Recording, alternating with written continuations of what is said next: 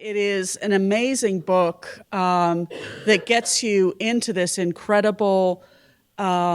incredible story, not only of how massacres happened in Colombia, who was behind them, who were the victims, but I think one of the most amazing parts of this book is it also shows you the incredible work of so many Colombians standing up for human rights and standing up for justice, and the amazing sacrifices that they make for their country, for their fellow citizens, and for human rights in general. It's really a spectacular book. I haven't read anything as detailed as this that really gets you into the ins and outs of how violence works in Colombia. So I'm super excited to have Maria here. She's also someone with a broad experience in just doing human rights work in general. She went on from her position as a Columbia researcher to help direct advocacy for Human Rights Watch, and then worked for a number of years on human rights in the U.S. frame in the United States, worked on issues like incarceration and immigration. She's currently the executive director of the Drug Policy Alliance. So she's continuing to do important work on how we talk about and how we deal with drugs in the United States. It's one of the most amazingly, spectacularly failed policy initiatives ever in U.S. history, and still we continue to pursue the same failed policies. It's incredibly important work that I'm hoping will be injected very much into the current political debate, especially with the legalization of marijuana, which Maria can also talk about. She's just here with us today. She was just in my human rights class. Riveting speaker. So please join me in welcoming Maria.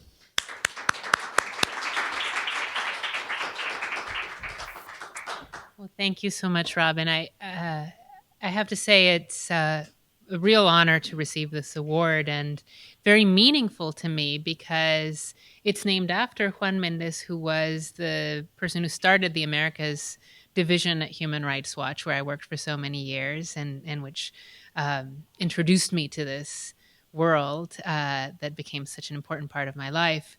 But also it's critically important and moving to me because Robin is the person who's here introducing me, and Robin in a very direct and concrete way introduced me to Colombia. When I first got offered the position of Colombia researcher at Human Rights Watch, it was to succeed Robin. And the first thing I did was buy her book, More Terrible Than Death, which was devastating and eye-opening and really, really scary. And so I wasn't sure what I was getting myself into with the job, but I wanted to push myself in that way anyway, and did it. But she is in many ways an inspiration, and did such incredible documentation of paramilitary links to the military, and just the atrocities that were going on in the 1990s in Colombia and early 2000s, which really was probably the worst period in the entire conflict. So it's lovely to be here. So I'll tell you about the book and just how I got into this. More terrible. There are no dead here. It's not more terrible than death. There are no dead here. Started out as a result of the work that I did in Colombia, working for Human Rights Watch as a researcher. So what I was doing was basically traveling all over Colombia, in some cases to very remote, isolated areas, places that journalists weren't necessarily going to. Certainly not many Colombian journalists because of budgets as well as security, and collecting stories of people who had been affected by the country's long-running war. Colombia had been at war for decades. It was an armed conflict involving left-wing guerrillas, right-wing paramilitary groups, and the military, which is a very simplistic way of describing it. But it had been going on for many, many years, and it was a very bloody war. You had people who were massacred, killed, tortured, forcibly disappeared. You had rapes. And you had, by the time I started working in Colombia, I think it was about 3 to 4 million internally displaced people. I think by the time I stopped working in Colombia, the number was over 5 million, and now it's around 6. So those are people who've been forced to flee their homes due to the atrocities being committed where they're living. And many of those people have ended up living in slums on the edges of major cities. And so what I would do is I would go try to document what was happening in these places. And then I would go to Washington, tell stories, explain how U.S. policies could be shaped to prevent more atrocities, to create pressure on the Colombian government to investigate crimes. And I would also meet with Colombian officials, and I would interview them and try to understand how the system was creating these problems or not solving them. And I would try to put pressure directly on Colombian officials to change their policies. And the idea was that it would change reality on the ground. And I think it did. I think it mattered.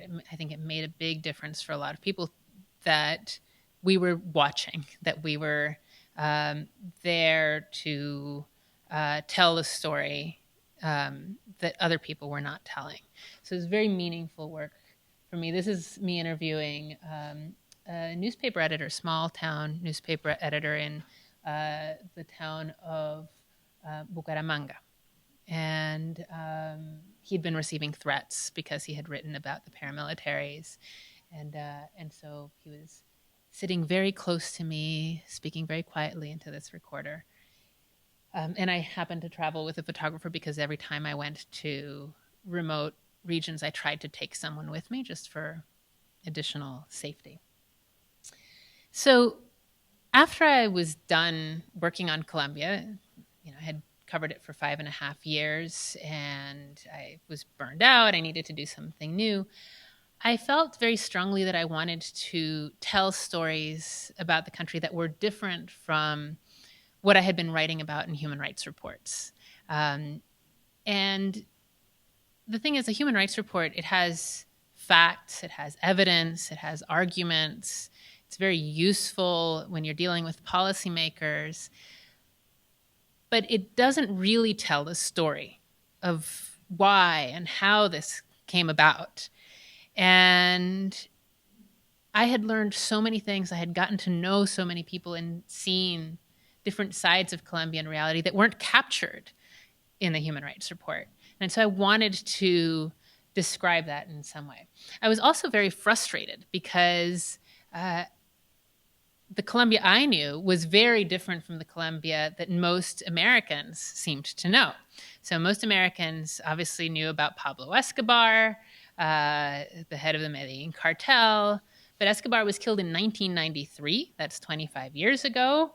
And many people didn't seem to know much about what had happened after that. If they did know more, they knew about the FARC guerrillas, right? The left-wing Marxist guerrillas who were known for conducting kidnappings all over the country, including this famous photo of Ingrid Betancourt, who was a former presidential candidate who was held hostage by the FARC for many years before actually being rescued by the Colombian military. And that's her in captivity. People knew about the FARC because there had been a peace negotiation in the late 90s that was very well covered by the media. So some people knew about all that. What people didn't know about much was the paramilitaries. And the paramilitaries were complicated, and I think that was part of the problem, that the story didn't lend itself to a simple encapsulation. You couldn't just say, oh, well, they were the right-wingers, because that's a piece of it, but it's not the entirety of the story of the paramilitaries. The thing is, the paramilitaries are groups that, in theory, were formed to defend landowners, ordinary people, from attacks by the guerrillas. That's the narrative that they put out there. As Robin documented many years ago, the reality is that they were also descended from drug traffickers, specifically from a group called Death to Kidnappers that was formed by the Medellin cartel in the early 1980s after guerrillas kidnapped the sister of a prominent member of the Medellin cartel, and the cartel said, okay, we are going to hit back so hard that they'll never want to kidnap somebody again, one of our relatives again. And so they formed these death squads that were going after the guerrillas. These different pieces kind of intersected, and then the military also had been involved in forming death squads that were taking care of their dirty work. So killing activists, people close to the left, people they accused of being linked to the guerrillas, even when they weren't. Sometimes it was people who were just in their way. And then there's a whole other layer, which is that because they were tied to drug traffickers, after a while, they were the big drug traffickers. After Escobar died and was killed, the people who took over the reins of the Medellin cartel were the paramilitaries. They were the AUC. They were a guy called Don Berna, who is now in prison in Miami and who is prominently featured in Narcos, if you've seen that. And the Cali cartel, which also morphed over time. But the big players in the cocaine trade in Colombia after 1993 were effectively the paramilitaries. And the FARC was involved as well in a different way, mainly in the production level and taxing. And so it created this real distortion in what had once been a war that was supposedly ideological. It was now a war that was very much about profit from the illicit drug trade. And I really wanted to tell the story of the paramilitaries also because they were responsible for a tremendous share of the bloodshed, in particular starting in the late 90s when they conducted a huge expansion campaign throughout much of the country, especially the north of the country, and trying to take territory from the guerrillas, taking over strategic corridors for moving cocaine. The paramilitaries engaged in massacre after massacre, trying to terrorize civilians and assert their control. And once they were in a place, they would take over complete control of the area. All the local politicians were beholden to them. They ended up giving land away to their cronies. The whole economy was under their control. And as it turned out later, even members of Congress were under their control, not to mention law enforcement and the military, which colluded with them. This is a photo of a woman who had fled her home in Chocó. It's an Afro-Colombian region, an ancestral territory, after paramilitaries came in and displaced her. She returned because the paramilitaries had supposedly demobilized around 2005, 2006, in this kind of sham peace negotiation with the government. So she returned, she rebuilt her house, and the next day, the paramilitaries destroyed her house again, and there she is sitting on the ruins. So that just tells you a little bit about how deceptive reality is in Colombia. There is a peace process. Supposedly, they've laid down their arms, but the power is still there. The control is still there, and you don't cross them. And that's still the case in a lot of parts of the country. So I wanted to tell them that story.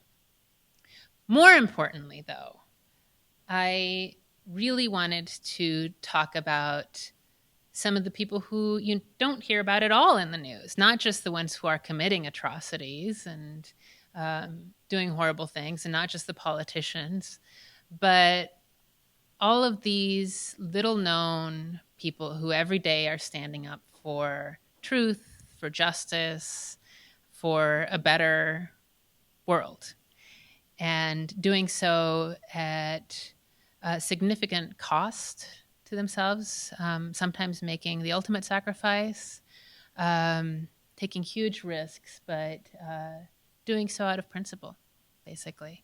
This is a photo of a young woman who's was a member of the youth network of Medellin, which I visited, I don't know, 2008, something like that.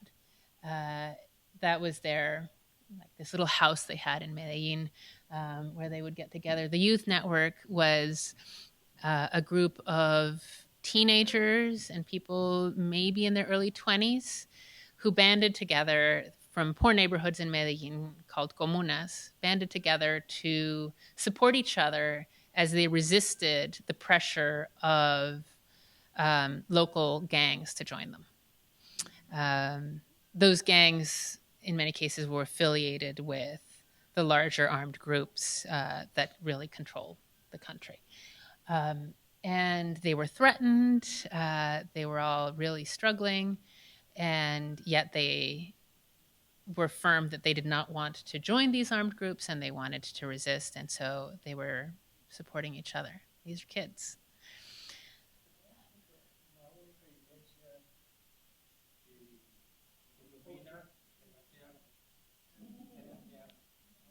Yeah.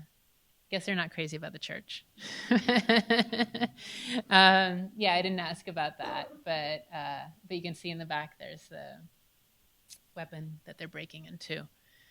And I just love this photo because she's juggling, and it feels to me very much like what the Colombians who are doing this work do all the time. It's a juggling act. Trying to stand up for what's right, trying to stay alive, just keep going. And it's kind of lighthearted, even though it's also very, very serious. It's life or death. So I wanted to tell stories of those types of people. And I started out with one person I got to know really well. This is Ivan Velázquez. And you might have heard of Ivan more recently as the head of the CICIG, the Commission Against Impunity in Guatemala, who basically brought down President Otto Pérez Molina along with a big social movement, protest movement, and then has more recently been kicked out of Guatemala because he's going after President Jimmy Morales. But Ivan is from Colombia, and before he ever went to Guatemala, he was an assistant justice on the Colombian Supreme Court. An assistant justice is sort of like a clerk to one of the main justices on the court, but they also conduct criminal investigations because the Supreme Court has jurisdiction to investigate members of Congress. So it's different from the U.S. It's not prosecutors doing investigations necessarily. It's the justices. And Ivan had a history as a prosecutor before that, but I got to know him when he was on the Supreme Court, and he'd started leading these investigations that became known as the parapolitics investigations, where he basically discovered, although there were other players involved, basically discovered that about a third of Colombia's Congress had engaged in electoral fraud or conspiracy with the paramilitaries.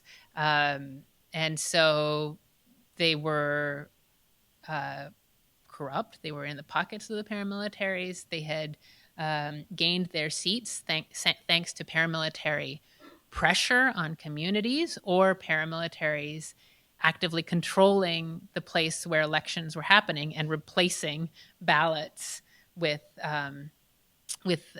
votes for the people they wanted. So anyway, there are all sorts of ways the electoral fraud happened. It's kind of fascinating. But Ivan led these investigations and did so in an environment where nobody was touching this stuff. Like, most people would not think to deal with something as politically sensitive as paramilitaries' links with anyone else in power, or paramilitaries at all, because it was very dangerous and it would ruin your career. And so why would he do that? Well, because he is just like that. That's who Ivan is. And the way this came up was because of that same paramilitary demobilization process that I talked about before, this peace process. Suddenly the paramilitary leaders had started giving interviews to the media. And a couple of them said, oh, we have friends in about a third of Congress. And so this local politician submitted a complaint to the Supreme Court saying, you know, the paramilitaries are saying they have friends in a third of Congress. Please investigate. That was it. That was the piece of paper that Ivan got. And he decided to investigate. And he poked around in these old case files in the Supreme Court, and he found one involving a massacre and a senator, and it had just been gathering dust, but he reopened it. He started interviewing the paramilitary leaders. An academic called Claudia Lopez had also come up with this theory of how the electoral fraud might have happened, just based on how the numbers worked, because it was very strange that in some jurisdictions, 99% of the people voted for one person, you know, that sort of thing. And he put it all together, and he got the rest of the Supreme Court to come along with him, at least for a period of time. And it was a really big deal. And I wanted to tell Ivan's story. I just thought he was so impressive and amazing. And then as I started interviewing Ivan, I realized that there was a lot more to say, that there were whole pieces of this story that I didn't understand that were missing. And in particular, what got me to understand that was a speech that he gave in 2011 when he received the International Bar Association's Human Rights Award in Dubai.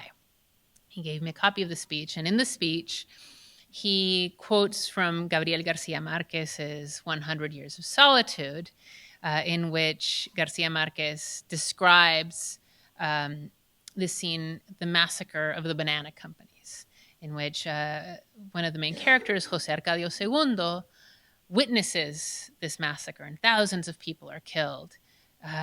And he goes back to his hometown of Macondo and starts telling people the story. And people say, no, that's not possible. There are no dead here. Since the time of your grandfather or great uncle, there have been no dead in Macondo. And Ivan says, I'm dedicating this award to all of the José Arcadio Segundos who have not, who told the truth, but have not been believed. And in particular, he mentioned he dedicated it to a friend of his, a man called Jesus Maria Valle, who had told the truth about the links between paramilitaries and the military, and he had not been believed. And obviously, this had been a really important piece of Ivan's history, and I needed to dig into it. So I did. I started to talk to people who had known Valle. I talked to Ivan about his history with Valle, and I discovered a really remarkable individual. I had always, heard about Jesus Maria Valle, traveled frequently to Medellin, and it's impossible to spend any time in Medellin and not hear his name. It's actually plastered all over the place, including in big murals at the University of Antioquia with his face depicted. That's Valle over there. He was a human rights activist, a lawyer, a man who came from a rural region of Antioquia. Antioquia is the state where of which Medellin is the capital, and it's been really ravaged by a war. He came from this rural region of Antioquia called Ituango, and had as a child, just worked the land, but his family had moved to Medellin, and he'd eventually studied law, but he hadn't lost those roots, and he routinely went back to Ituango. And he, starting in the late 90s, started hearing stories around 96 about armed men going to Ituango and killing people, the paramilitaries. At the same time, Valle was doing all sorts of other work in Medellin, social justice work. He was helping displaced people. And so one of the stories that one of his friends told me was about how he represented one community of people who had been internally displaced, who lived in a slum on the outskirts of Medellin, and the city came to evict them. And he got up at 5 a.m., woke up his friend to come with him, and he sat in front of the bulldozer to stop them from tearing apart the home of one pregnant woman. And eventually, they did tear down the community, the neighborhood, but he, as a lawyer, fought to get them housing. This is a photo of a birthday party in the new home of a different community that had been internally displaced and who he helped find housing. So he organized this party for the little kids because he would just do stuff like that. And when he would go to Ituango as the big city person, he would take all sorts of treats, and sometimes brought powerful women lawyers from the city to talk to the women in the community about women's rights. And he was just very committed. And so he loved working directly with impacted people. And like I said before, he was very, very attached to Ituango. And when he started hearing these stories about the paramilitaries coming into Ituango and killing people, and then about how the military and the police seemed not to be doing anything about it, the paramilitaries would go right in front of their bases, and the military wouldn't do anything. He started reporting it, and he tried to make a lot of noise as a prominent lawyer in Medellin. He was able to do that. He got a lot of attention in the media.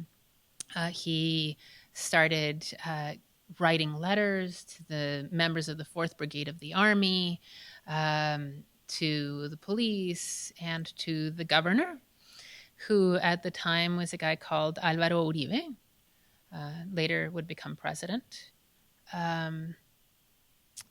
and asked them to act, saying the paramilitaries were coming into his communities and taking over the regions entirely, replacing the mayors, replacing all the different public officials, and controlling. But in a couple of years, they had killed 150 people just in Ituango. And please do something about it. Stop them. And he never got anywhere. One person I spoke to who was close to Valle described a meeting, which I included in the book, in 1997. 96, with Governor Uribe, in which, according to this person, Valle told Uribe what was happening. He begged him to act, and Uribe picked up the phone, called the head of the 4th Brigade of the Army, and said, General Montoya, General Ospina, we are, I'm sitting here with Valle. He's making false accusations against you. I think this deserves a criminal complaint for defamation. And guess what? A few months later, a soldier filed a criminal complaint for defamation against Valle. Things got really heated between him and the authorities in Medellin. And he kept saying things are getting worse. The paramilitaries are spreading. He had one famous speech in which he said, "The meridian of violence courses through Antioquia, but it's going to spread out throughout neighboring states." And it was very prophetic, and that is what happened with the paramilitaries. In October of 97, he received calls from people near a town called El Aro, Antioquia, also in Ituango. They were saying that paramilitaries were coming into the community, that they were armed, 150 of them, and that they were sure a massacre was going to happen. The elections were going to be that Sunday.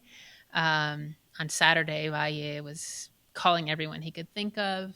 Everyone said, no, we can't do anything. Military can't go. Police can't go because we have to stay in our barracks because of the elections. Let's have a meeting about this on Monday. Well, on Saturday, the paramilitaries went into the town of El Aro, and over the course of the next 5 days, they killed 15 to 17 people. Numbers vary, including a 14-year-old boy, raped several of the women, burned the town down, bless you, and took 1,200 head of cattle with them, forced community members to take them to the land of apparently Salvatore Mancuso, one of the paramilitary leaders. And everybody in the town fled. Tiny, tiny speck of a town, 300 people. That's El Aro, the week after the massacre. So Valle was incensed. He had tried to stop it. He knew it was happening. Everybody knew it was going to happen. It was very clear that the powers that be did not want to stop the paramilitary incursion. And so he became even more vocal. And in case files, in the defamation case against him, in the El Aro investigation, he makes accusations directly against the former governor Uribe, against the head of the 4th Brigade, other officials, Uribe's right-hand man, Pedro Juan Moreno, says that this is all part of a conspiracy involving the paramilitaries, the military, and people in the governor's office. And he says this on February 26 of 1998 in one case. The very next day, he was in his office. Armed men came in and shot him to death.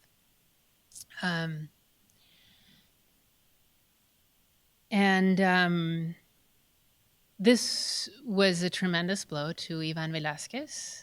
Ivan at the time was a prosecutor. He had just started a job as chief prosecutor for Antioquia and neighboring states.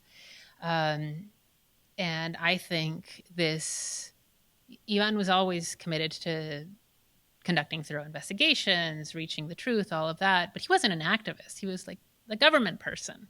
But I think that Valle's death made him even more committed to getting to the bottom of things. And he conducted a series of investigations that almost dealt a fatal blow to the paramilitaries. They found all of the paramilitaries' financial accounting records in basically a safe house in Bogota. And it was actually a parking lot, a little shack in a parking lot in downtown, not Bogota, downtown Medellin, called the Parqueadero Padilla.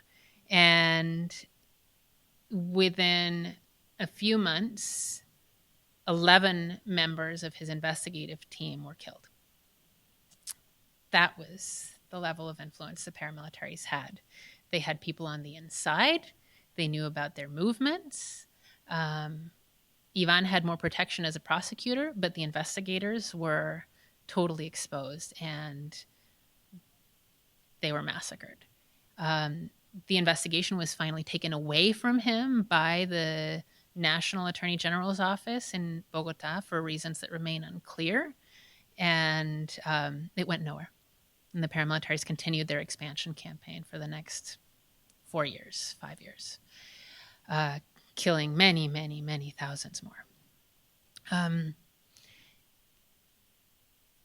But years later, Ivan did manage to start these other investigations, then at the Supreme Court, into the links between the paramilitaries and members of Congress, and started to uncover some of the truth about their friends in high places and how they had been able to secure that impunity. They'd been able to protect themselves from investigation and prosecution because they had bought a good chunk of the government, or because they were useful to many, many people in government. And as a result of those investigations, Ivan himself became a target. Then President Álvaro Uribe, the former governor, started attacking Ivan for his investigations into the parapolitics scandal. Started accusing him of having a cartel of witnesses, manufacturing testimony to go after Uribe's political allies, because of that 1/3 of Congress who were being investigated, they were all members of Uribe's coalition in Congress. Different political parties, but they were all on the same page. And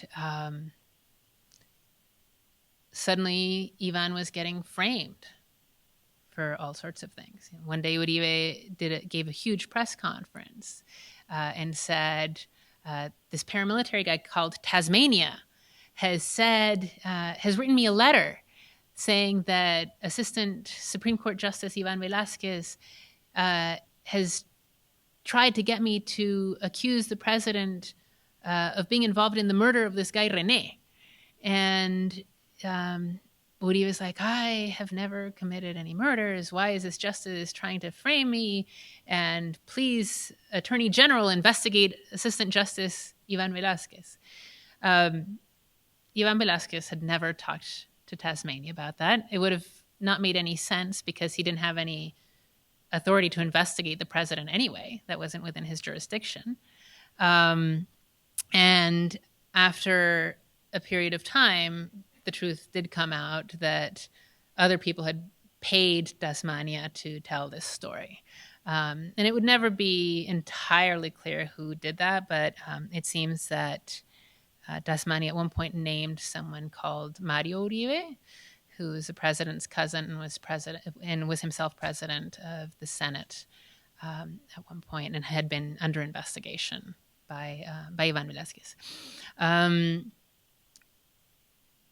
But there were more and more of these strange stories coming out about Ivan Velázquez's investigations. But then Semana magazine publishes a piece about how a paramilitary called Job, had entered the presidential palace and had met with presidential advisors to basically try to frame Ivan Velázquez. And that story kind of changed the course of events because Uribe was incredibly popular. And those investigations, and there were reasons for that popularity. He had confronted the FARC guerrillas. Colombia had gone from a feeling of chaos to a feeling of, for many people, more security. And so there were a lot of people who really wanted to believe Uribe. And so messing with Uribe was dangerous in a way and problematic for your reputation. But when Semana publishes this story about paramilitaries meeting with Uribe's closest advisors, trying to sell footage, or not sell, but offer footage of Ivan Velázquez meeting with a paramilitary lawyer where Ivan Velázquez doesn't do anything, but they try to say that he's doing something nefarious. And it becomes very clear that something else is going on, that there is some kind of plot to undermine the investigations. And the person who wrote this story in Semana was a journalist, a guy called Ricardo Calderón, who never signs his stories, but he was the lead investigative journalist for Semana for many years, still is. And he had gotten to know many of the paramilitary leaders very well. He had developed a deep understanding of collusion between paramilitaries and people in authority. And it was partly because of those connections with the paramilitaries that he was able to get recordings of Job talking about his visit to the presidential palace. I don't have a photo of Ricardo because he does not post photos of himself. He needs to maintain a low profile. But this is a photo of a poster he has hanging in his office, which tells you a lot about him. He, in the late 90s as well, had started documenting paramilitary atrocities as well as guerrillas. His family itself had been victimized by the FARC. But because he started writing about paramilitary massacres, the paramilitary leaders, when they were trying to look better as they were leading up to their demobilization process, started calling him to ask him to correct his stories and present a rosier picture. So he went out and met with them, and he started meeting with all of these people. And he became surprised that when he was visiting paramilitary leaders, suddenly people from the intelligence service would show up, or members of the Senate would show up. And he didn't always write about that, but he did start disclosing some of those things. So that had been going on in parallel to Ivan Velázquez's investigations, and he had started to uncover some of that truth. In 2009, Ricardo published a big story about the intelligence service, about how Colombia's intelligence service had been engaged in illegal surveillance of Ivan and of the entire Supreme Court. It was so bad that they had actually gotten the lady who serves coffee, because there are these ladies who serve coffee in most government offices in Colombia. They take these tiny little cups of very, very strong coffee and lots of sugar around in trays, and office people drink it. Anyway, they had these ladies in the Supreme Court, and they got one of them to hide a recording device in the table where the Supreme Court's criminal chamber was meeting to discuss all their decisions, including around the parapolitics cases. So it also turned out the intelligence service had been engaged in all sorts of other illegal surveillance and threats, and going after the political opposition and journalists and human rights activists. So it was a massive, massive scandal, which the government tried to shut down and distract from. But Ricardo is such an amazing journalist that he had endless amounts of additional information to put out there. And he put out stories for almost a year or more even, because then he got news sources, including the woman who had recruited the lady with the coffee, who then talked about how the whole operation had worked. So it became impossible to cover this thing up. And it forced then President Uribe to shut down the intelligence service entirely, which is astounding in a country like Colombia. And, the parapolitics investigations after a while stopped. But by then, a lot of truth had come out. Ivan got moved off the court. There had been changes in the composition of the court. It wasn't as open to conducting these investigations anymore. He moved on. But bottom line, what I take away from this story, even though it's horrific and very painful, is hope. Because even though, so many people have made sacrifices, and really they are just examples of the sorts of people who exist in Colombia, who are often even much lower profile, not well known at all, and who are constantly making sacrifices and standing up for what's right. These people did that, And they made change happen. The story in Colombia is now different. It's not a story of, the guerrillas and the military are fighting each other and they're these paramilitaries, but they're operating on their own. No, it's very clear that there was collusion with people at some of the highest levels of government. And nobody is going to deny that anymore. That is different. And that, I think, has emboldened new activists in Colombia to also keep pushing for change and pressing for a different narrative. This is a photo of a child combatant from the FARC. The FARC had a peace process with the government a few years ago, supposedly have demobilized. But Colombia is still dealing with pretty serious violence. And I think it will continue to do so, both serious violence and corruption, because, and this connects to my work now, because prohibition, the war on drugs, create this massive illegal market that is immensely profitable. And it means that in a country like Colombia, where you might have limited opportunities, this is very attractive. And that's why when Escobar got killed, other people stepped in to fill his shoes. And when the paramilitary supposedly demobilized, there were successors to the paramilitaries that were really like their secondhand men who continued running the business. And when the FARC,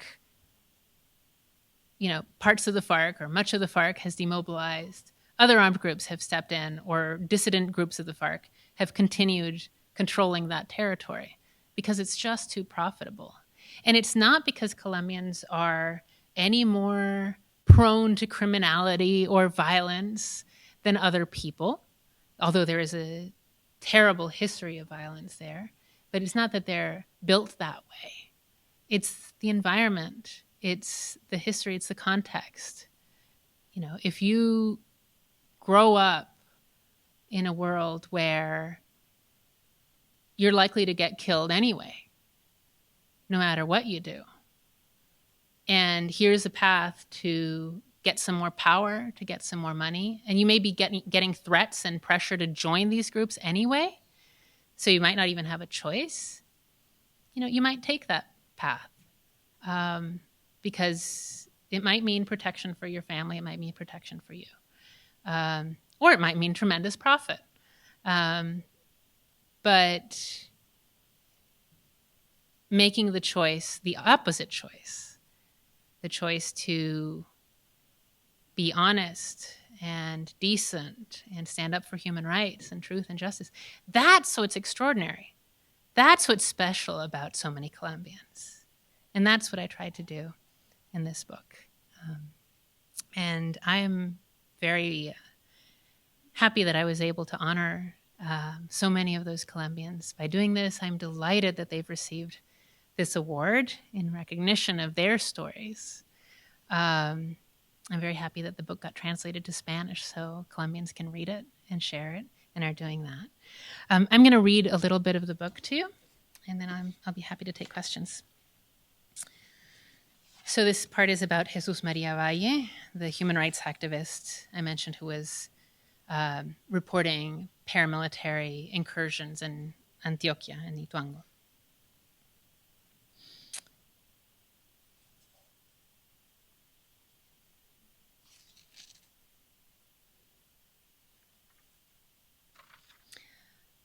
Valle's sparrow-like sister Nellie, who had been his secretary for years, had first noticed her big brother was afraid in December 1997, 2 months after the Helado massacre. At the end of the workday, Valle would look over his shoulder as they got into a taxi. He asked her to keep her son from watching TV in a room with a window overlooking the street, which he felt was too exposed. At one point, he urged her to find some other place to live. She had been hurt, thinking he was mad at her. She didn't realize it was because he didn't want her to be there when they killed him. Velázquez and J. Guillermo Escobar had tried to convince Valle to seek protection. Valle was getting a lot of public exposure in the media, and his accusations against the military were the kind of statements, thought Velázquez, that got you killed. Valle's campaign was also making many people, not only members of the military, increasingly angry. As Velázquez waited to enter a meeting at the governor's office one day, he overheard Uribe's deputy, businessman Pedro Juan Moreno, speaking mockingly about Valle as that nutcase with his accusations. Later on, Velázquez recalled that there had been huge hostility by Pedro Juan and Uribe toward Valle. The minute Valle made an accusation, which he would make public through the newspaper El Colombiano or radio stations, there would be a strong reaction from the military or the governorship. International human rights organizations offered to buy Valle an airline ticket out of the country. Even if it was just for 6 months, Velázquez and J. Guillermo argued, he should go, at least until things calmed down a bit. But Valle refused. Why would Valle stay, knowing that he might get killed? Years later, Velázquez agreed that it was hard to understand. But Valle was one of those people, he said, who could die of sadness if he fled.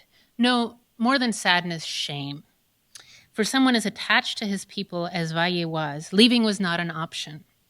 When he talked about my town, my people, he wasn't speaking rhetorically. He was talking about his people. So Valle continued taking taxis to his office and walking from there to the courthouses and prosecutors' offices for hearings and meetings. At least, Velázquez and J. Guillermo agreed, they would try to get him some bodyguards. With the exception of his closest friends, few people continued to associate with him. Many of his acquaintances now kept their distance. Valle started getting phone calls from people who would then hang up, threats or perhaps attempts by his enemies to keep tabs on him. But Valle was also filled with indignation. After his fight with Uribe and the 4th Brigade over his claims about links between the military and the paramilitaries, he had no more peace, recalled Gloria Manco, a former student of Valle's who was close to the activist. He had his moments of reading. He was a man who loved books. But after that point, he didn't have those pleasures. His last days were supremely difficult because he could not derive joy even from the smallest things. A little bit later. When she came back from lunch, Nellie saw 2 men at the door. They were wearing suits and ties and carrying briefcases.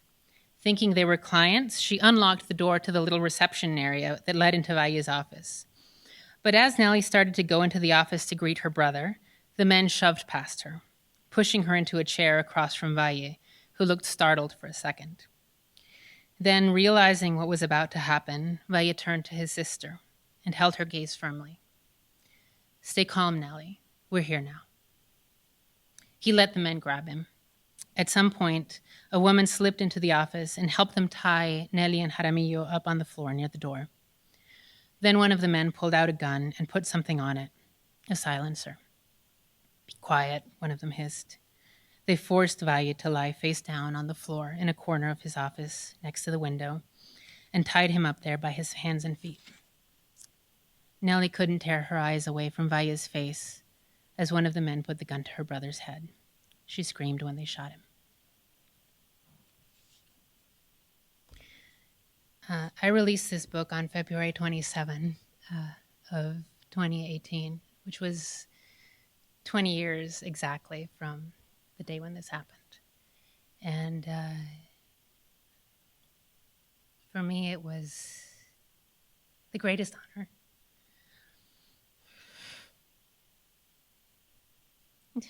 to tell his story, more than anyone else's. And I hope that this contributes in some way to Colombians and others knowing about him, knowing a piece of the truth, and continuing that work. So thank you.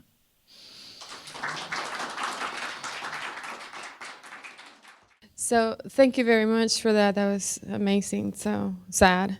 The story of many Latin American countries as well.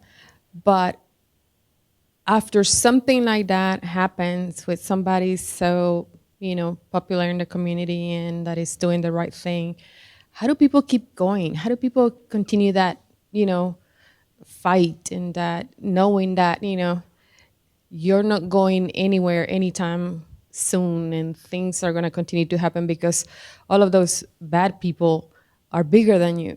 How do you keep going? How do you stay active? How do you overcome that? I think for the people who do that, they feel they have no choice.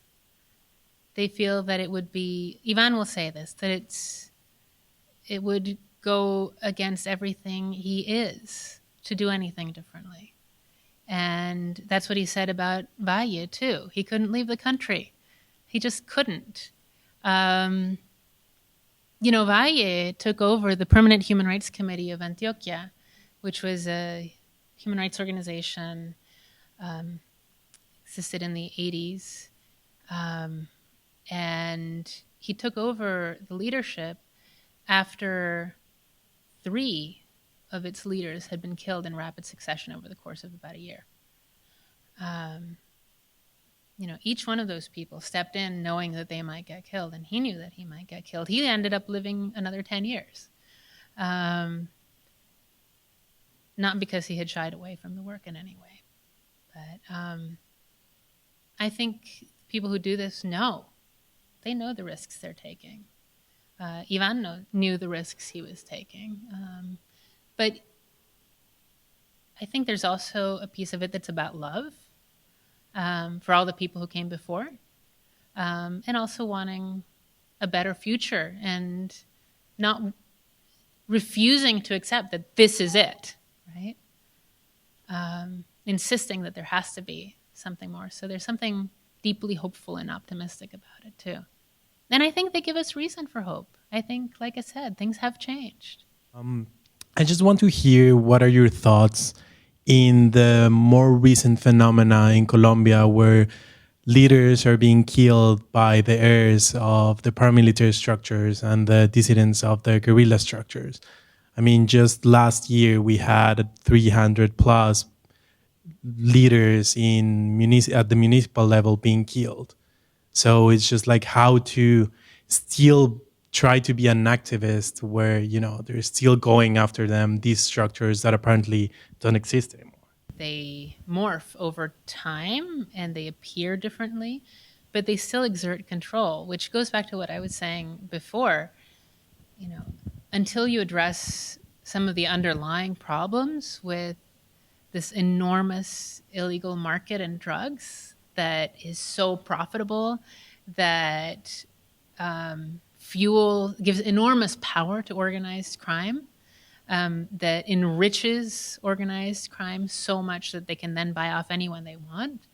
Unless you deal with that problem, I'm afraid that this is going to keep happening in one way or another, because there are going to be people who want to control territory for production or transportation or whatever, who are going to compete with each other over that territory. Sometimes the violence is going to go down because there's no competition, the rules are clear, but then something's going to happen. A leader of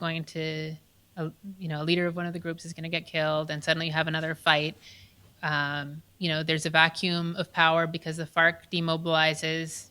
Groups go right back in, which I think is what's happening now, and they're fighting over control. And they're going to kill people who stand up to them. And those are the social leaders. So, no easy answers.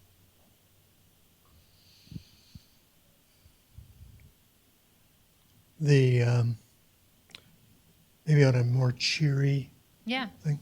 I'd be interested in your insights about the legalization movement in the United States, which moves from medical to wide open markets, as it were. Particularly just some of the policy dynamics that states are dealing with. Yeah, so marijuana legalization has taken off. It was something that my organization, DPA, was very involved in, well before any of this happened, pushing for medical marijuana legalization in San Francisco in the 90s, people who were dealing with HIV. And then as that caught fire and spread, and states started to see that the sky didn't fall when they legalized medical, then it became more possible to talk about adult use and about the fact that a regulated market means that you can monitor whether the product is adulterated, which you can't under prohibition in the illegal market. You can impose rules on labeling and packaging, which you can't do under prohibition. You can do all sorts of things that allow you to protect public health and safety in a way that actually produces revenue for the states because you can tax it. And as Colorado and Washington, which were the first to legalize, have established and their markets, and again, the sky hasn't fallen, and Uruguay legalized. Uruguay came first. And youth use has not gone up. In fact, it's slightly down in Colorado. You haven't seen some dramatic rise in DUIs. All these things that opponents were warning about have not come to pass. So I think then you start seeing a sea change in public opinion. And in the course of 10 years, we've gone from about 30% support for adult use regulation, marijuana legalization, to 62% support nationwide, and majority support in both parties, Republicans and Democrats. So it's a very different place. 10 years ago in Washington, if you'd tried to get a meeting to talk about drug reform with a member of Congress, forget it. They would have laughed at you. It's totally a third rail of policy. I went to DC in January, and I had the chief of staff for a congressman chasing me down the hall to tell me how much his boss wanted to work with us, to take it even further, not just on marijuana, because our next thing is decriminalizing personal use of all drugs. Personal use is the single most arrested offense in the United States. It's 1.4 million people every year who are arrested for personal use of drugs. Not selling, not transporting, nothing, just possessing small amount of drugs to consume. People get arrested, they go to jail, they end up with records, which keep them from getting jobs, which keep them from getting public housing, which keep them from getting student loans, in some cases keep them from voting. All of these dramatic consequences, which overwhelmingly and disproportionately fall on the shoulders of Black and brown people. Because Black and brown people use drugs at the same rate as white people, but they are targeted by police, and so they are 3 times as likely as white people to be arrested for that drug use. And that has ripple effects throughout entire communities when kids don't have their parents around, when people can't advance economically. So it's a true injustice. And there are other countries that have decriminalized the personal use of drugs, meaning removed criminal sanctions just for that possession for personal use, like Portugal, like the Czech Republic, that have done so and have actually seen drug use go down, have seen rates of overdose, which, by the way, are sky high in the US right now, higher than rates of death from HIV at the height of the HIV epidemic. Portugal saw overdose go down, saw Hep C go down, saw drug use go down, because instead of locking people up, they invested in providing access to voluntary treatment and harm reduction, needle exchange, other forms of support for people who need support. And leaving alone the people who don't have a drug problem and are just using drugs because they feel like it and aren't dependent on them. So we're exploring where we can do this in the US. And we've been doing some polling in the Northwest, but those plans are not yet public, so I will leave it at that. But I think that the conversation is shifting, and I think we have an opening now. And as horrible as the overdose crisis is, I think it's sensitizing some people too late, right? Because people weren't sensitized when Black people were getting criminalized during the crack epidemic. But with opioids, you have a lot more people now being sensitized to the need for a different approach.